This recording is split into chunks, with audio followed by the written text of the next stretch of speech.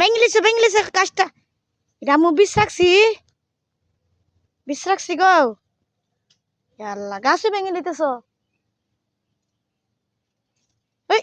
Hello guys, আসসালামু আলাইকুম। সবাই কেমন আছেন? আশা করি ভালো আছেন, আমিও ভালো আছি।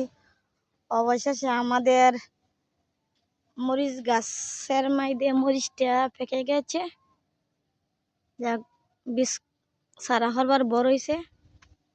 তারপরে তোমার এই দিয়ে বস্তার মধ্যে হলদি রয়েছিলাম, আল্লাহর রহমতে হলদি হয়েছে। আর বেগুন গাছ হয়েছে, মার তো একটা বেগুন খাইছিলাম, ওই এখন একটা বেগুন। আর এই যে কপাল গাছ কাটিয়াতে দিছিলাম, কপাল গাছ তো হইল না, একটা ডেম ফুটে এমনি একটা কটা কপাল হয়েছে। এই যে ভাঙ্গা দিয়ে দিছিলাম, দেখি দেন ইউটিউব দেখিয়া কোনো কাজ হয়েছে না। আর তখন তো কপাল আর নষ্ট করলাম গাছটারে। এই যে খয়ের গাছ কেটা মাটি দেওয়া দেওয়া লাগবো, এখন তো মেঘ হয়েছে আরে না, মেঘ না চাললে কিভাবে মাটি দেওয়া দেয়। মানে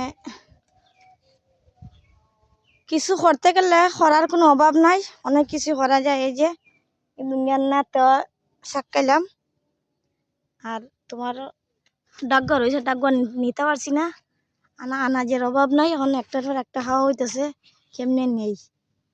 এই যে বাহার গাছ দিয়ে রয়েছিলাম, আল্লাহ রহমতে বড়িয়ে গেছি গে,